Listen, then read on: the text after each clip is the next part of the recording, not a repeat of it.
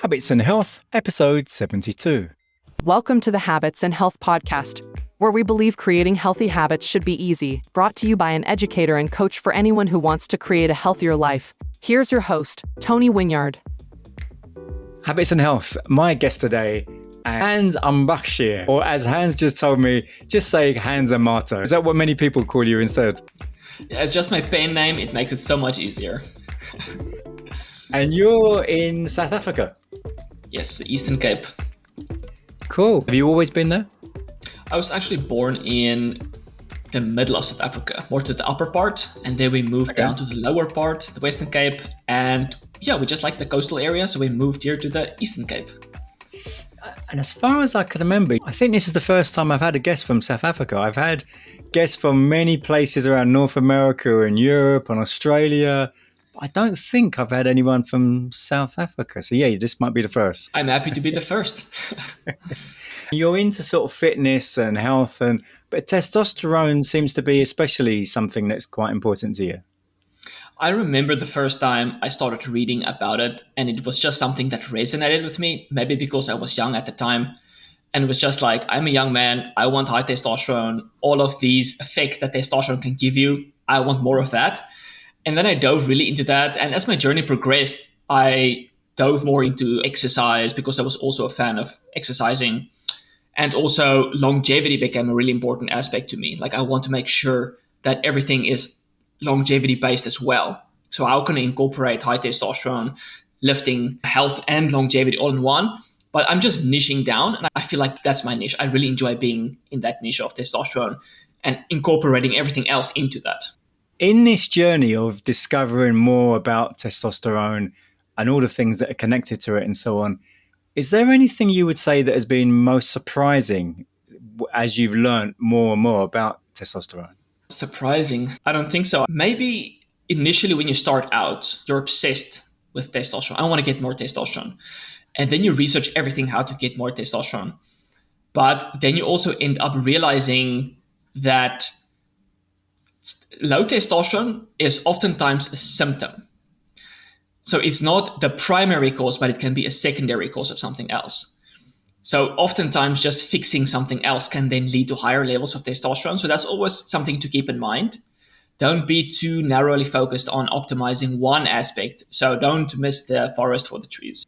And typically, what kind of people is it that you're working with? Are you working with people also on a coaching basis? Yeah, so I started out coaching. I'm still doing coaching. I want to transition to doing only courses and products online because I feel like then you can reach so much more people. And then if you're giving your time to work with someone, you're only able to help one person, which is great. I love changing lives, but you're only limited to that one coaching experience with someone. So I want to transition out, but I have my website, so I'm helping people via that, and then my YouTube channel and all of those kind of stuff as well.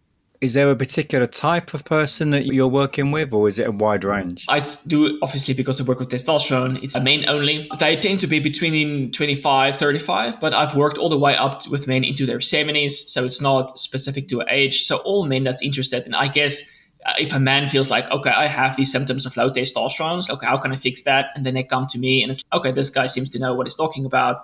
Let me do some coaching with him. You mentioned about someone might have low symptoms. So what kind of symptoms would they be?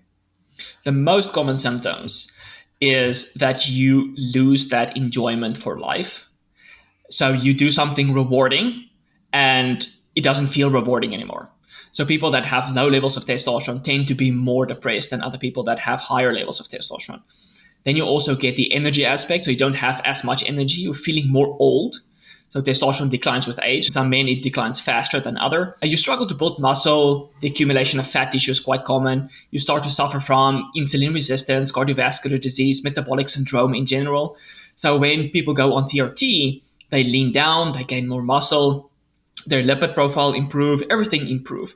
Also, they tend to have more brain fog. They're probably not as confident and as assertive as they could have been with higher levels of testosterone.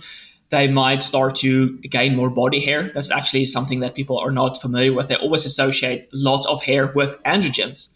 But that's actually not the case because that's more related to the adrenal steroids that tend to go up when your testicular steroids go down. So low energy, you don't want to do things, you don't want to have fun. So you just mentioned to me that you're still playing football. That's awesome. So people with lower levels of testosterone, they don't necessarily want to put in the effort to do something that they enjoy because they don't necessarily enjoy that anymore. So sleep starts to suffer. Just quality of life starts to decline. Yeah. What are the dangers of too much testosterone? That's more in the case of, obviously, if you're increasing it with injection or going to the doctor, are you specifically referring to the bodybuilder? Is it possible to have too much testosterone naturally, or is it only if it's like some kind of injections or whatever? Yes, only exogenous, then it can be a problem. But then you're using such high doses that anything in supraphysiological amounts can cause problems. But testosterone is one of the safest things to abuse, so to speak. But because testosterone can convert into other things like estrogen, too much estrogen in men can be a problem. And then estrogen itself then stimulates the release of serotonin, cortisol, and prolactin, all of which can also have a negative effect in males in excess. If you abuse testosterone with the injection, it's pure. It's very unlikely to cause problems if you only stick to that.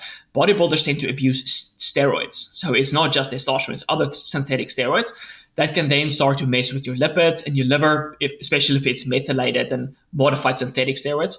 That's kind of like the only problem with it.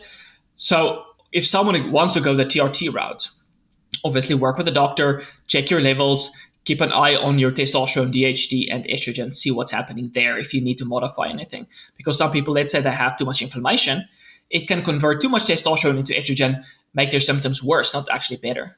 If someone does have low testosterone, is it very difficult? I guess it obviously depends on the person. But how easy is it to raise their levels to optimal? I would say it's quite easy. I think in most people, it's very easy to do it because they are missing out on the low-hanging fruit. So it's really that you don't have to go out of your way to do things to increase your testosterone. So most people are probably not sleeping enough. So that's the most low-hanging fruit. They're probably not walking enough after a meal. I think most people can do something about their insulin sensitivity. So being a little bit more active, getting more sunlight, better portion control is very easy to a low-hanging fruit to optimize testosterone.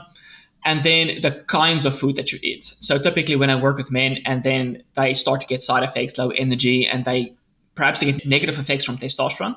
So, okay, let's see, what does your diet look like? I don't really focus on my diet. Okay, so how much red meat do you eat? Well, I eat red meat about twice a week. Okay, so red meat is very high in zinc, saturated fat, and other minerals that is great for increasing your testosterone. So if you can just eat red meat, like beef, like a clean source of beef, on a daily basis, you're immediately going to notice a beneficial effect. But it's a flip side. So some people are underweight, some people are overweight. Studies have shown that those people that are overweight, when they start to lean down, they lose fat, their testosterone goes up. But if you're already on a good, healthy body fat percentage, you're not eating enough, your testosterone might go on the low side because you're not actually giving your body enough calories, enough energy to signal, hey, I should make testosterone. So there's this phenomenon in athletes where they tend to have lower levels of testosterone, but they don't have hypogonadal symptoms. And there's a few theories about this. They might be more sensitive to the androgens, but the reason why they have lower levels of testosterone is because they are using all of their energy for exercise and recovering from exercise. So there's not that much energy to create testosterone. So if you actually look at the studies I've done is looking at like the indigenous African tribes that's still eating as they always did. And then you have the Western people, they actually have higher levels of testosterone because they're sedentary. They have more energy for the production of testosterone. But obviously the African tribes, they tend to feel better in general because they have better insulin sensitivity, more nutrient consumption, lower stress, lots of things like that. So I would say if you just go to the low-hanging fruit, you can notice a significant difference. So if you're already eating good, you're already active, but sleep is a problem, you can notice a massive difference just by modulating one lever, like pulling one lever, like sleep, for example. So you talked about red meat there. So do you ever have vegans come to you asking for help? And if so, how do you help them? Very infrequently, but the way I try to help them is you don't necessarily have to eat red meat to get that increase in testosterone. Like it depends on how they want to compromise, so to speak. You can have oysters, you can have eggs, you can have dairy. So I think there's the lacto-vegetarians of the pescatarian vegetarians. They are more keen to eating those kind of foods. And I think once you have convinced someone about the ethical aspect of meat, they have no problem eating meat. If you can find a source where they really care for their animals, but someone wants to be a vegetarian for the ethical reason and someone wants to be a vegetarian for the health benefits. So it's much easier to convince someone to eat meat when it comes to health benefits because they have been indoctrinated that meat is bad.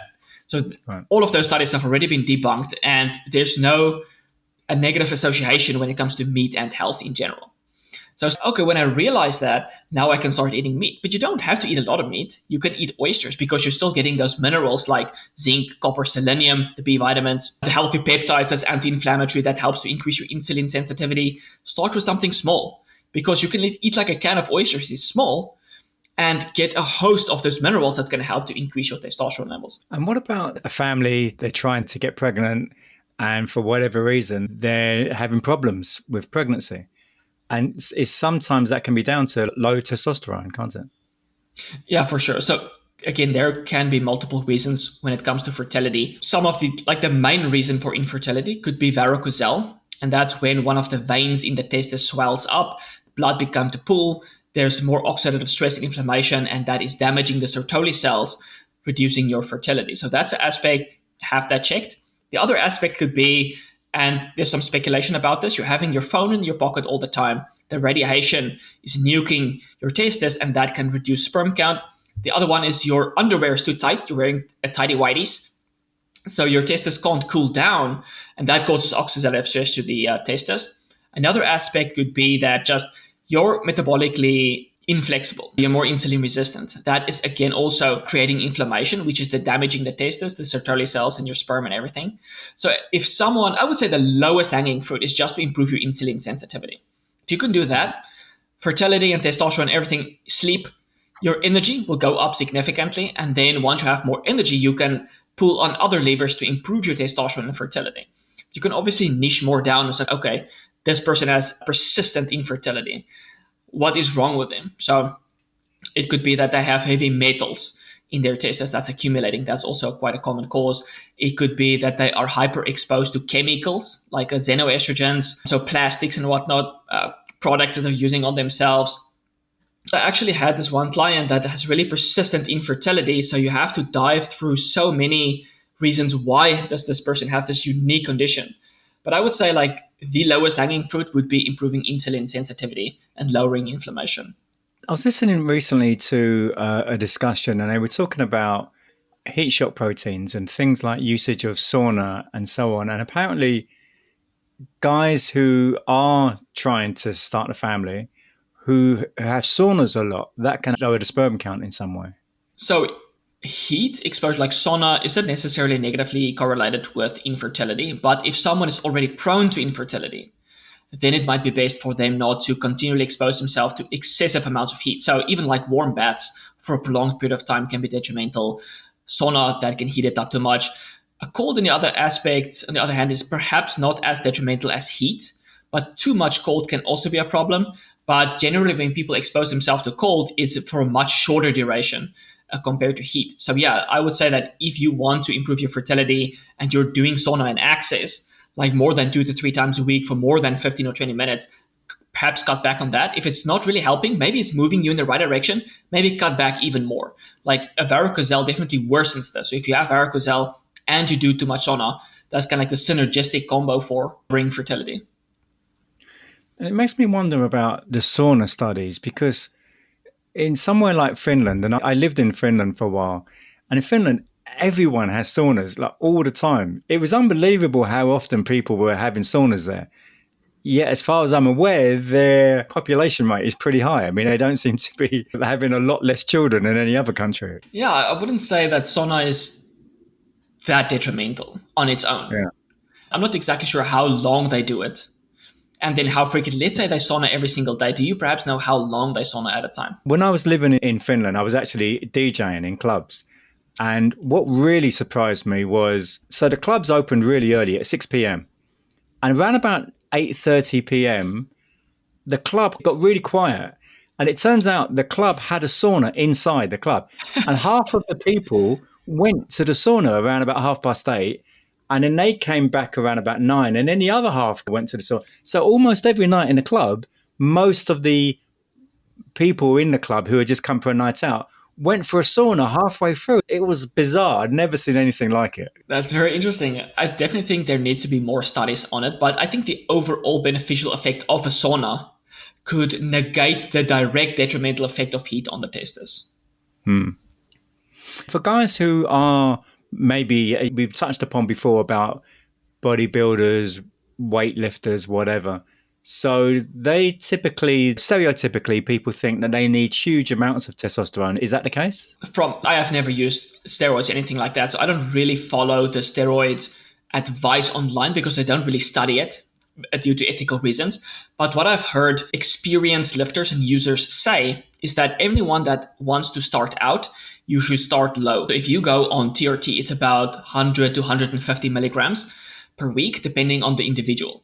So if you want to build muscle, go on 200 milligrams per week and then go up. You don't want to start out with 400 or 600 milligrams, but rather 200 milligrams. And then you can build up from there.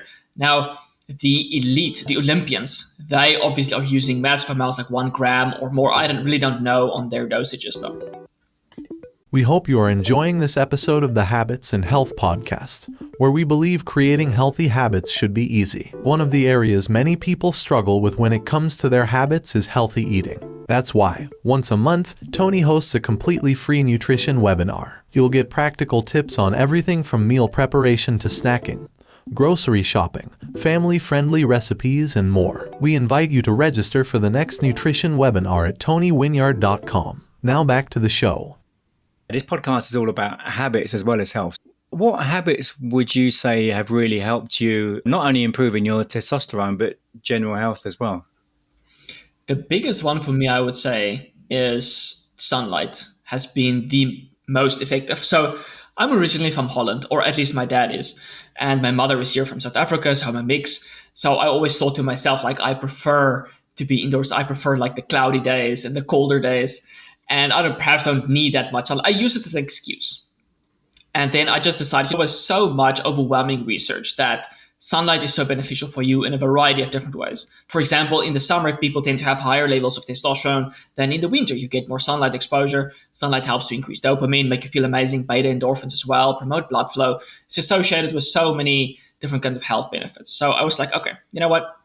I'm going to just put my discomfort to the side, and I'm going to get sunlight, and I'm going to start at spring. So I'm going to build up. I'm not going to dive right into sunlight in the summer and burn like a tomato. So you have to be smart about this. You build up your sunlight callus, as they say. And that's what I did. I just started tanning about 20 minutes per day, worked up to 30 minutes. And I felt there's no more benefit going more than that. So generally, if you go for about 30 minutes, you're creating about 30,000 IU of vitamin D on a daily basis. Now, obviously, if you get sunlight, is very good at regulating the amount of vitamin D that you create. So you are very unlikely to create vitamin D overload. So I would say like 30 minutes is enough. And then I started, okay, I'm doing sunlight in the middle of the day or around the middle of the day. I can always do sunlight in the morning because that's fantastic for regulating the circadian rhythm, releasing dopamine, getting you started for the day. Sunlight in the middle of the day for getting more vitamin D, and then sunlight later in the day that helps to wind you down. So you finish working and everything, you're shutting off, you watch the sunset, it sets you up again for sleeping much better. And just getting more sunlight, like my energy, my mood, everything. But the biggest difference that I've noticed, the two biggest differences I've noticed is my food sensitivities have significantly decreased. So in the past, I used to have dandruff. And no matter what elimination diet I used, dandruff didn't really go away. Some foods made it worse, some foods made it better. But getting more sunlight has been phenomenal at just eliminating dandruff. I had it for almost 10 years, almost a decade, and nothing really helped. Getting sunlight fixed it because it's not just the vitamin D, but also the UV light on the skin. There's a skin microbiome, a connection, positively modulates the immune system and everything, calms down that reaction that creates problems in the body. So sunlight has been phenomenal. The other one was just to be a little bit more active. So again, I'm pretty lazy. So when I help men to optimize their testosterone, I obviously try to go for the route of least resistance. What's the small things that we can tweak to help to increase your testosterone? Because I'm like that. Like, if you're busy or not, I don't know. If you're lazy or not, I am. So I want to do the smallest things that's going to have the biggest difference. So moving more has also been helpful a lot. So walking, doing something fun. I like to prioritize something that's fun. So that would be, for example, rollerblading with the dogs, or you're going walking, or you're going on the pogo stick, or you're just driving out somewhere and then you go run on the rocks at the beach. That's very nice for eye-foot coordination, the nervous system. I really try to prioritize fun things because then you are consistent with that. But if you do something that's boring and you find that it's an exercise that I have to do, you're much less likely to actually stick to that. So I always try to find like, what do people enjoy? Let's stick with that. And I would say that's the biggest things. If I think of more habits, I probably have been implementing them, but those were the ones that I weren't doing, then implemented them, that had a really big difference on my health and testosterone. So does that mean that you try to get out in the sun morning, afternoon, and in the evening every day? Every day I try to do that. So on cloudy days, I only go out in the morning. Try to get that about 10 minutes to get the sunlight, because those light beams are still coming through the clouds. So it still helps to regulate the circadian rhythm. So if I'm going out, I'm still going to do some rock running or rollerblading. I'm still out in the sun, but I'm not having a dedicated tan time. So depending on the weather, in the summer, most of the time I have a tan period. Sometimes I don't feel like I want to tan because that might get boring. So I just go and walk and take your shirt off. That's a great way to get sunlight. Yeah, so I guess it's variable, but I would say 70% of the time I'm getting 45 to 60 minutes of sunlight on a daily basis. In the UK, we don't have anywhere near that much sun as you guys do. Yeah, it would be more that's difficult a problem. for us to get. Yeah, when I work with UK clients, it's almost, let's get more sunlight. But we don't have sunlight. It's like, I know, but you still have to go and walk and get out. That's still going to help you. Yeah. So you just mentioned about some UK clients. Can you think of a story where you've been working with a client and they've had some really unexpected benefits, wins from working with you, maybe which they weren't expecting? Does anything come to mind? I would say that yes, but also it's difficult for people to notice benefits when they don't pay attention to it. Right.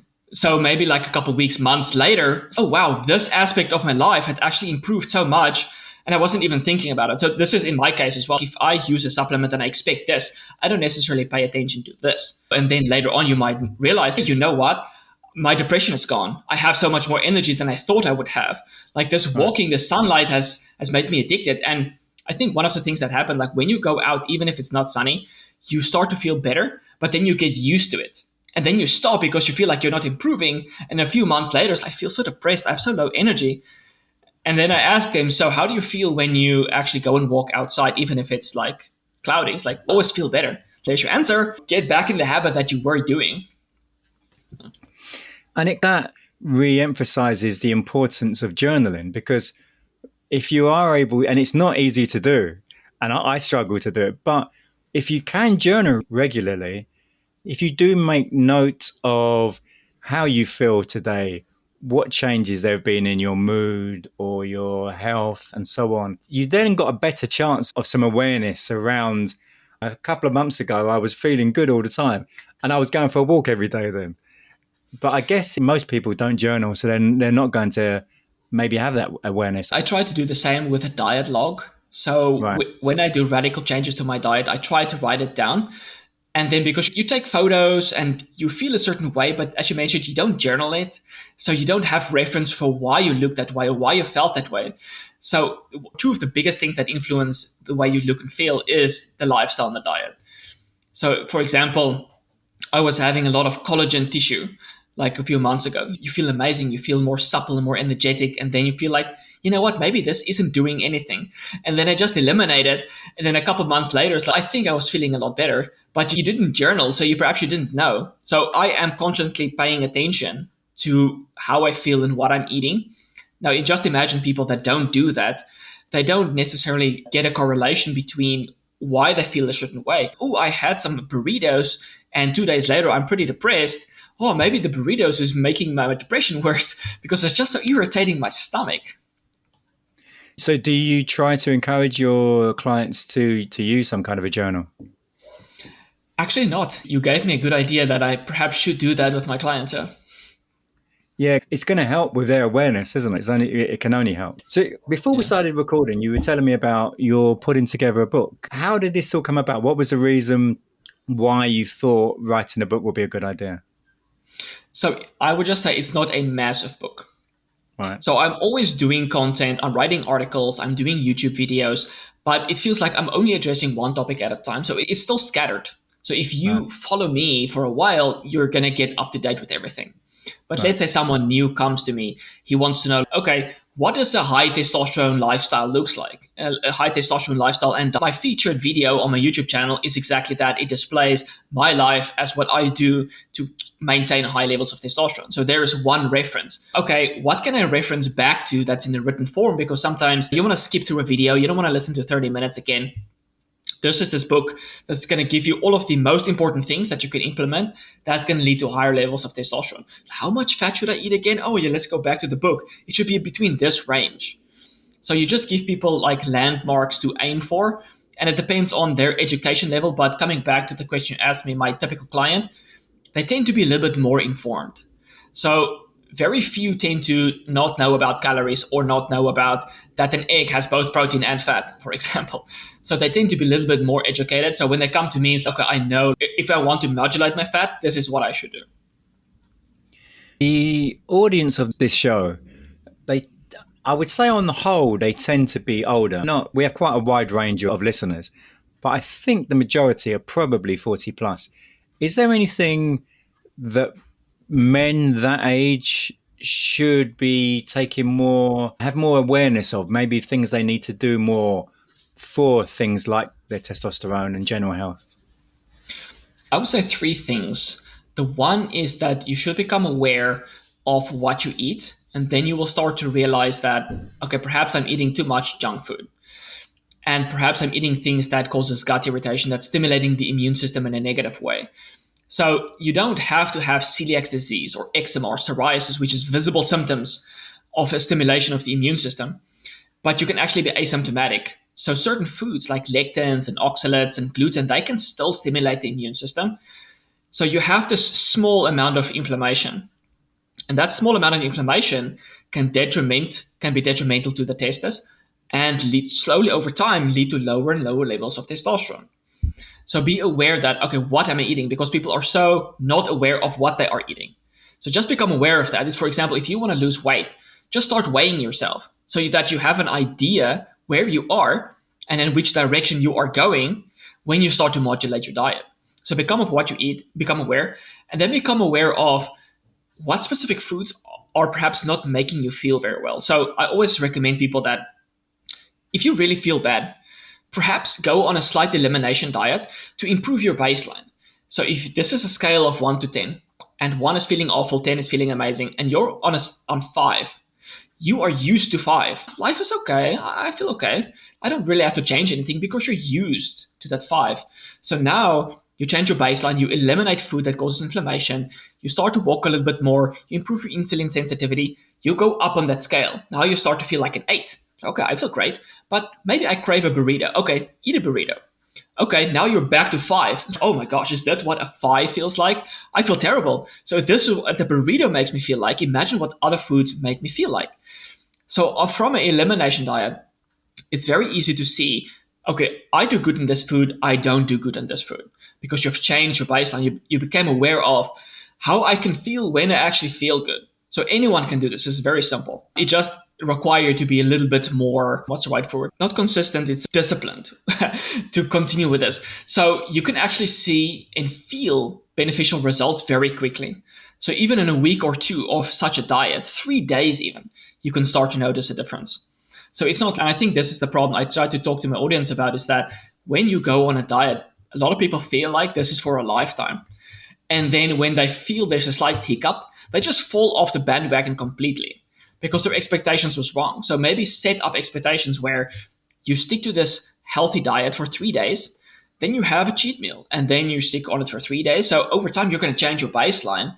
And then when you eat foods that you don't tolerate very well, it's going to make you feel bad. And then you're going to associate pain with that food. And then even if you really like that food, you'd be more likely to say, you know what, I'm going to skip on that food because I know how it makes me feel. So that's just one aspect. The other aspect is to incorporate more testosterone boosting food. So I have a course, the Alpha Energy Mel course, where I have a testosterone food pyramid. And you have to eat nutrient-dense foods that's going to provide the vitamins and minerals to help with the production of testosterone. And this is where people have been fear-mongered to avoiding those foods. So that is animal-based foods. It's like eggs, milk, oysters, and red meat. That's kind of like the foundation of it all, because they provide the most micronutrients in the most bioavailable form.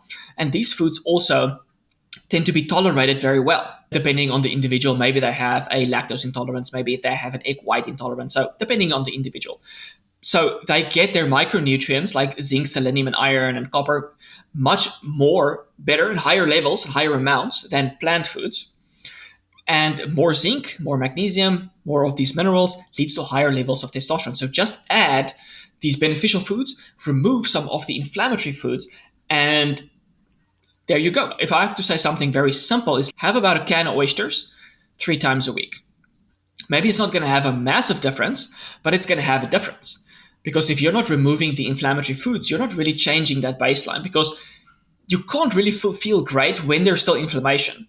But adding in the right foods that's high in zinc and selenium, they boost the body's natural antioxidant defense enzymes like catalase, superoxide dismutase, glutathione, so that can actually help to fight against the inflammation. So this is the long-term game. Add in something that's low calories with lots of nutrients like oysters. You don't have to add in organ meat, although that's also pretty good. You have dairy that you tolerate well, and you eliminate maybe like gluten. So going on a healthy diet can actually be very delicious. You don't have to eat vegetables. I always say like the vegetables on the top of the food pyramid is really irrelevant. If you want to eat vegetables, by all means, eat vegetables. I have nothing against them. But if you have a sensitivity to gluten or lectins, it's best to eliminate that from your diet. For now, maybe you can actually improve your immune system and later on tolerate them. Who knows? So that's the 2 things. Eliminate what's bad, incorporate what's good. And then when it comes to the lifestyle, just do small things that's going to take you in the right direction. So maybe get sunlight first thing in the morning. That's going to help you sleep better. And once you sleep better, your testosterone is going to go up. And because you're a little bit more active, your insulin sensitivity is going to improve. Your inflammation is going to go down. Testosterone is going to go up. And there's also a positive correlation between the amounts of steps that you take on a daily basis. So people that walk 4K steps have slightly higher testosterone than people that don't walk. People that walk 8K steps have slightly higher than 4K, 12K. So there tends to be a dose-dependent response the more you are active. And it could be because you're just improving your insulin sensitivity, lowering inflammation.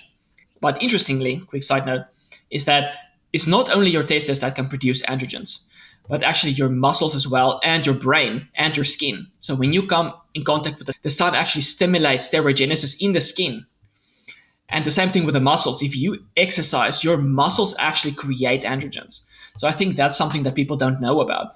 So sunlight, especially if you can exercise in the sun, that's going to be a double whammy to increase like skin, muscle, and testosterogenesis.